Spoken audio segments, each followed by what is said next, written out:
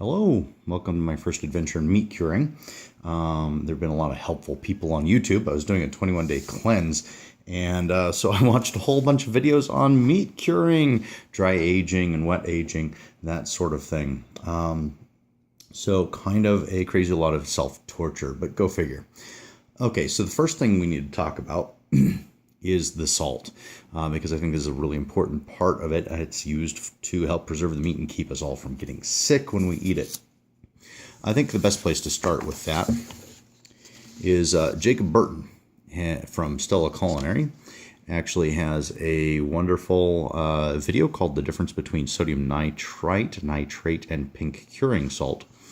At first I was like, I don't want to use nitrites. But as far as food safety, I think it's a good idea. And I think in small doses, it's not as harmful as some people might rumor. That's just after doing some of the research. So to keep us all safe from botulism, because the meat we're going to be preparing is actually for a group to share. So if it were just me, that's one experiment. But a bunch of my friends, I'd rather not take the chance on their behalf. So when Jacob makes his own curing salt, he usually goes for an amount of sodium nitrite at 0.2%. So where that decimal is important. All right, 0.2% sodium nitrite.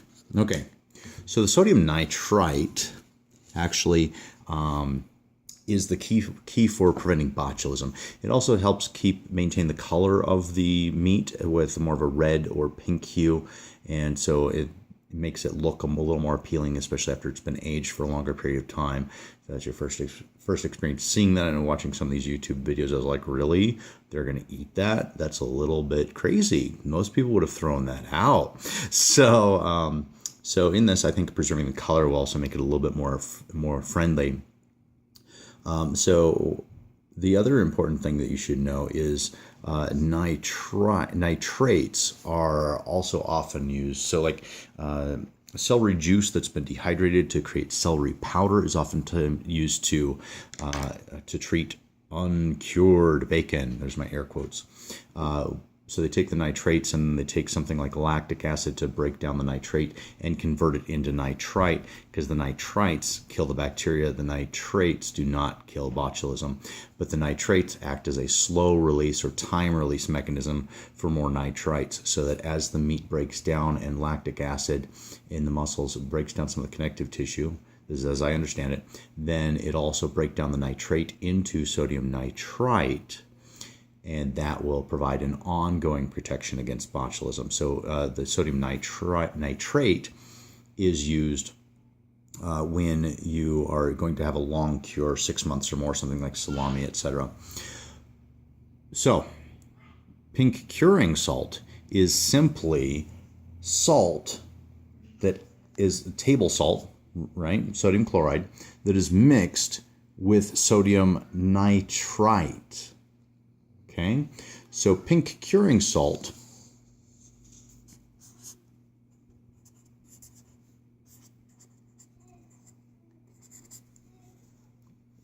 all right, pink curing salt or curing salt number 1.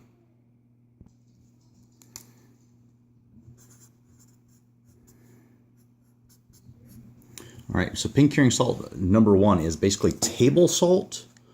So it's sodium chloride or table salt, just for a general term, table salt, plus 6.25% sodium nitrite. Okay, so 6.25%. Okay, so that's curing salt number 1. There's also something called curing salt number 2 or curing number 2. And that is the same thing. It's table salt plus 6.25% sodium nitrite. But then it additionally has 1% sodium nitrate. So that on those long cures, the 1% of sodium nitrate in there can break down into more sodium nitrite. All right. So What we're concerned about right now is the pink curing number 1, 6.25% sodium nitrite. There's another YouTube channel called Umai Dry Bag Steak, and they have a wonderful video on how to use the Umai bags to create your own capicola from the Umai Charcuterie. And what they use in that recipe, more than the specific ingredients, is the important 9-to-1 ratio of table salt,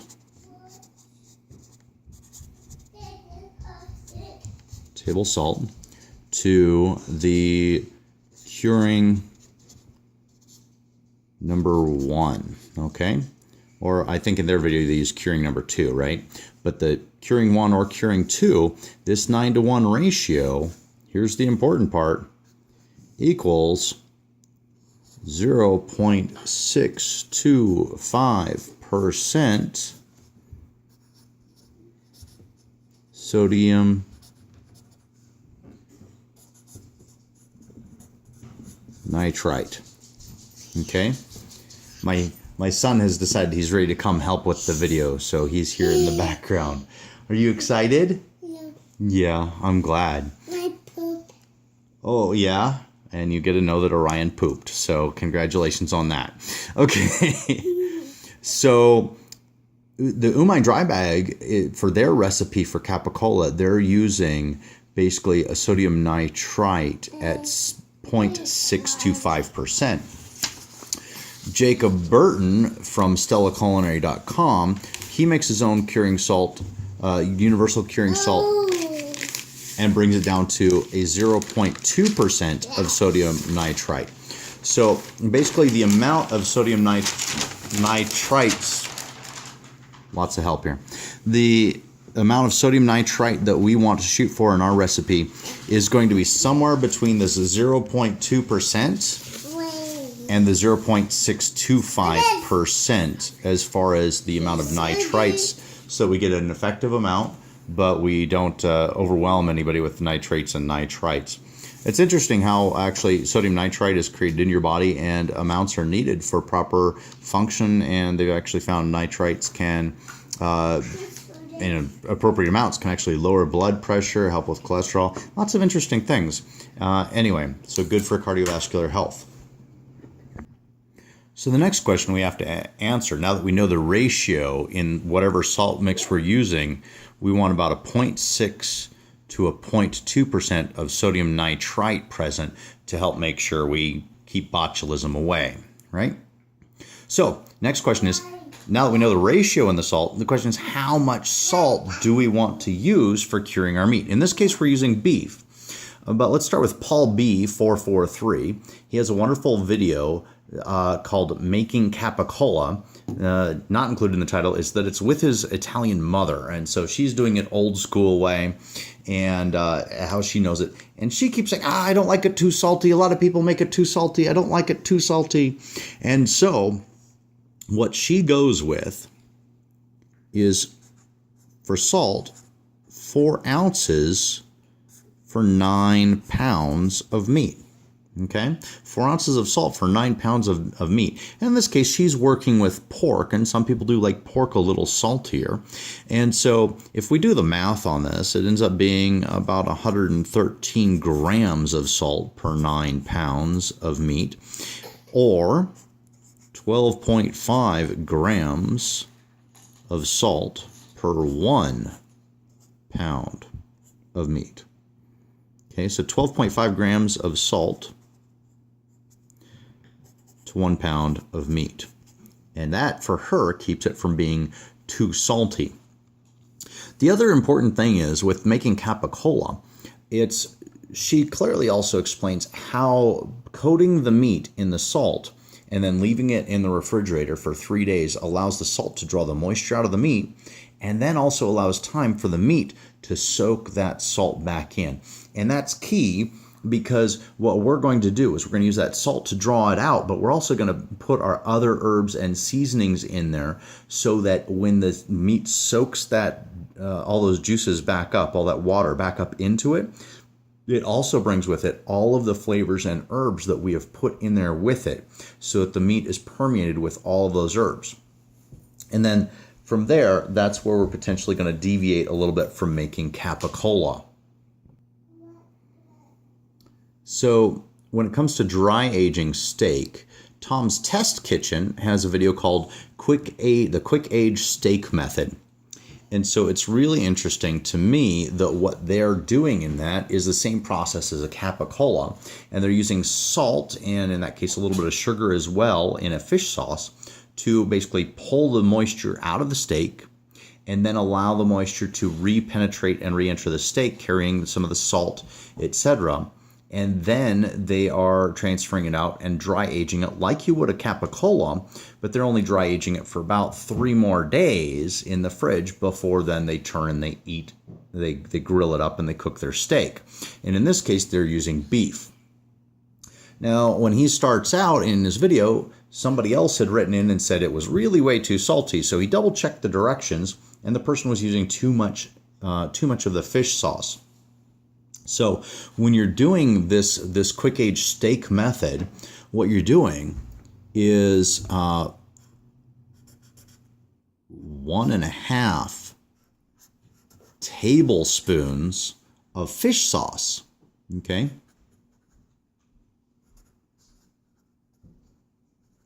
For every 1 pound of meat. Okay, so 1.5 tablespoons of fish sauce for every 1 pound of meat. Now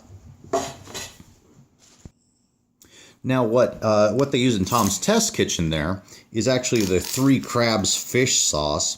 And if you look up the nutritional information on that, you'll find that this translates basically to 2.7 grams of salt. Sorry, we are getting a little bit of help there from the little hands. So 2.7 grams of salt per 1 pound of meat. Okay? Now that's with the Three Crabs fish sauce.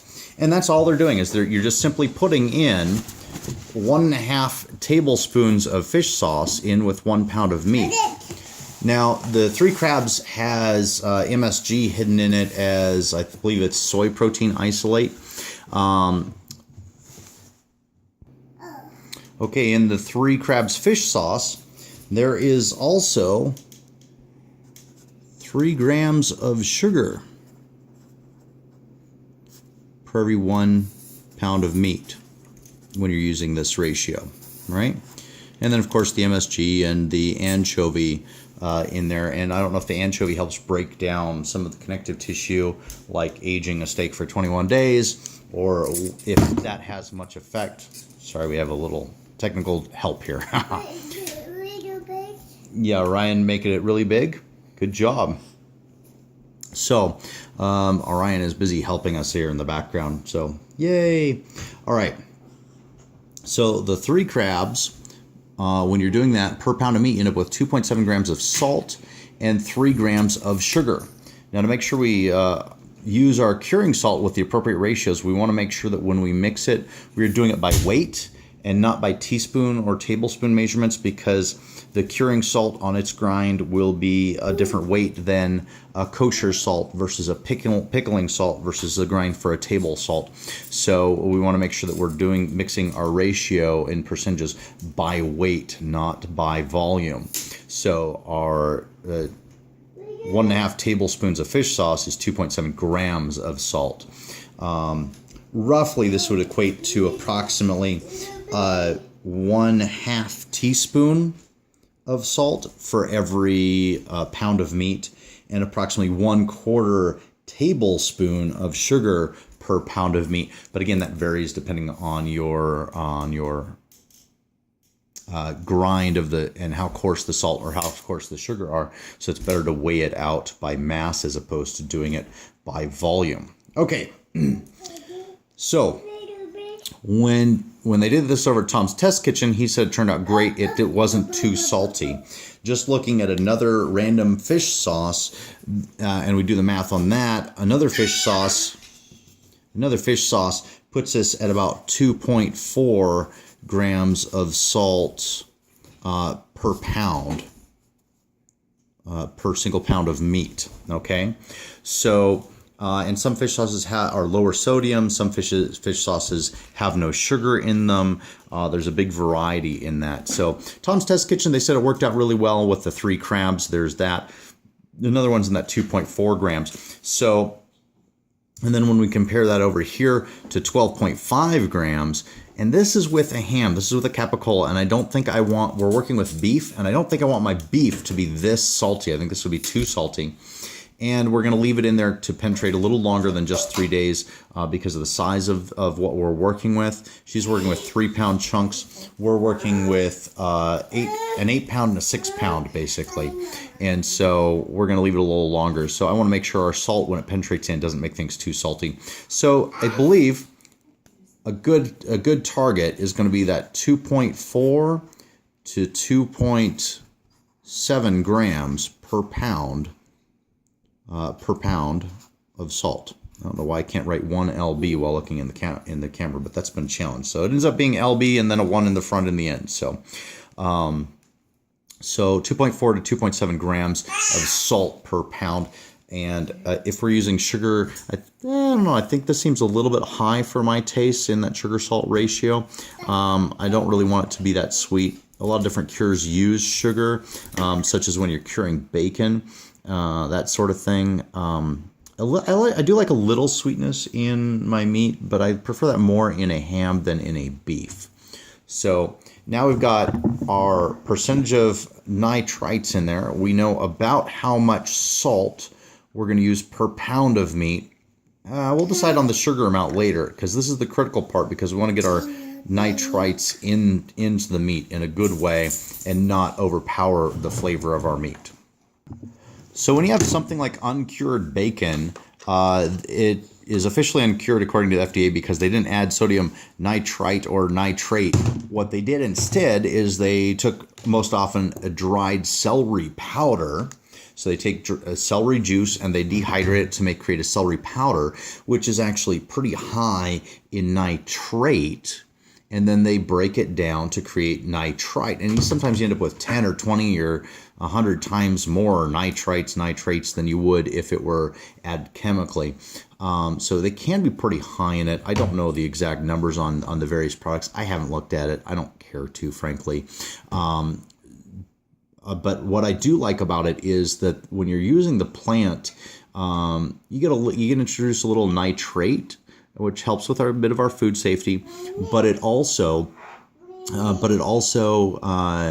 our case, is going to add a nice flavor also. So we get that benefit also. The highest that I'm aware of in nitrates is actually arugula. So if you want to dry up some arugula leaf, the wet arugula is about 480 milligrams of nitrate per 100 grams of arugula. So that's actually pretty impressive. Okay, so leafy greens are pretty high in nitrates overall.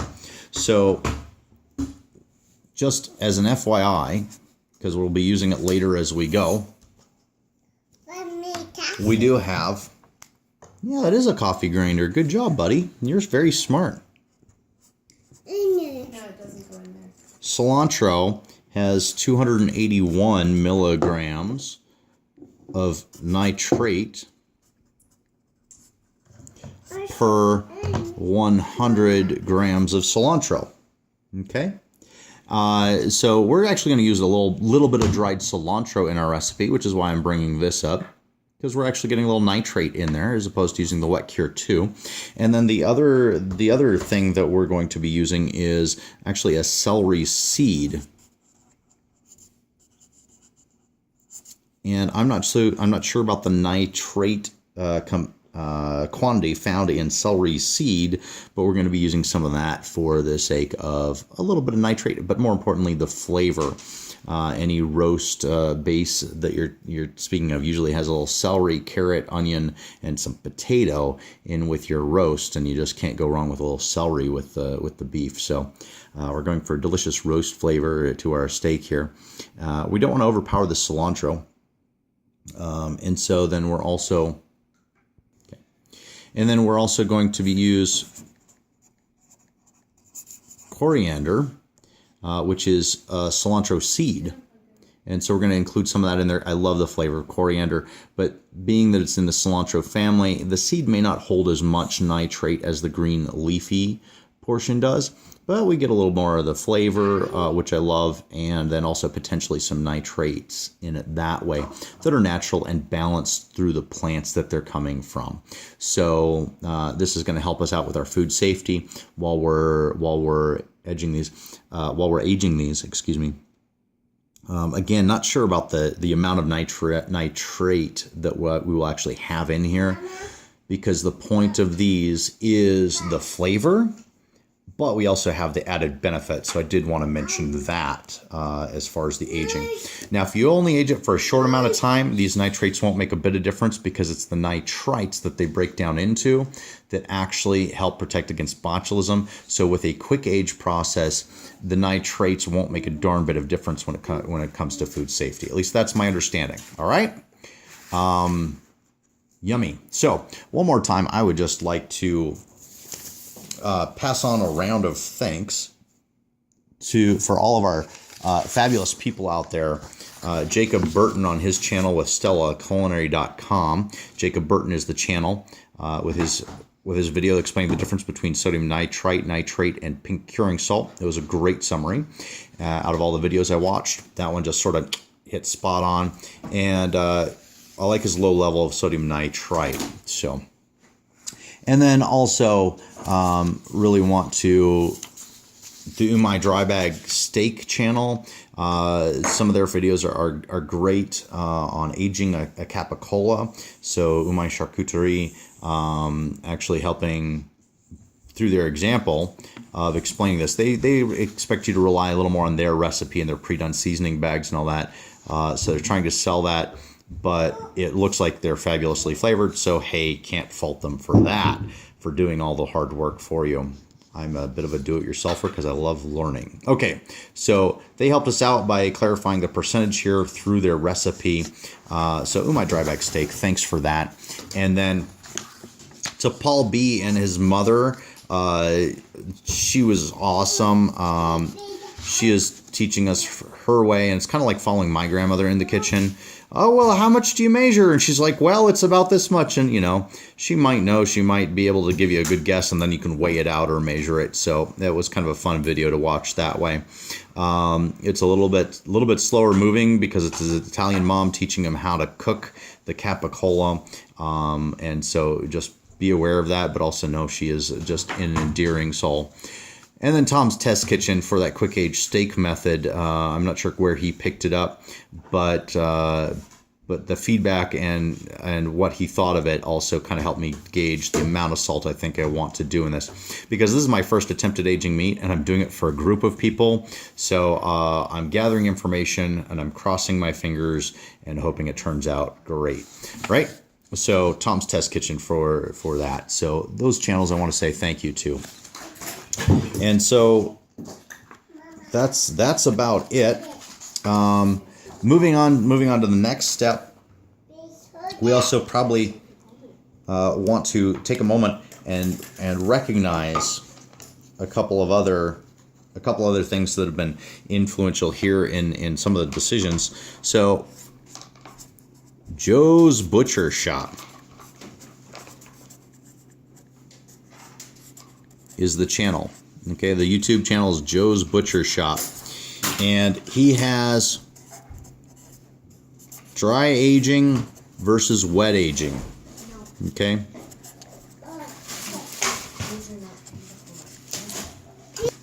So Joe's Butcher Shop has a wonderful channel explaining dry aging versus wet aging, giving you an idea of really what that means and where that comes from. There are a couple others.